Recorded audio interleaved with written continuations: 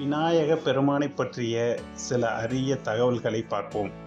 விநாயக பெருமான் பூதமாய், தேவராய், விலங்காய், ஆணாய், பெண்ணாய், உயர்திணையாய், அக்திணையாய் எல்லாமாய் விளங்குகிறார்.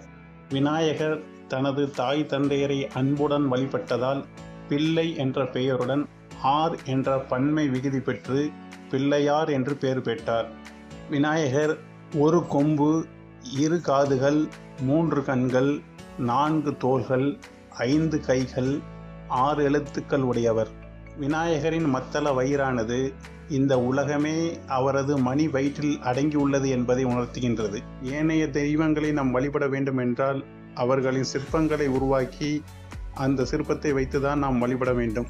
ஆனால் விநாயகரை சந்தனம், களிமண், மஞ்சள், சாணம் இப்படி எளிதில் கிடைக்கக்கூடிய பொருட்களை வைத்து பிள்ளையார் பிடித்து எளிதில் வழிபட்டு விடலாம்.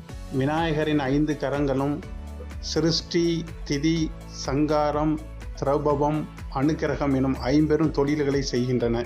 விநாயகர் இச்சாசக்தி, கிரியாசக்தி, ஞான சக்தி என்ற 3 சக்திகளை உடையவர். யானையை அடக்குவதற்கு பாசத்தாலும் அங்குசத்தாலும் மட்டுமே முடியும். அதை உணர்த்தும் விதமாக விநாயகர் தன்னுடைய கைகளில் பாசாங்குசத்தை ஏந்திருக்கின்றார். அதன் அர்த்தம் என்னவென்றால் தன்னை அடக்க தன்னையன்றி வேறு யாரும் இலர் என்பதே. எங்கும் கிடைக்கும் அருகம்புல் ஒன்று இருந்தால் போதும், விநாயகரை பூஜித்து நம்முடைய பிறவி பிணி நீங்கி இன்பம் பெற்று வாழலாம்.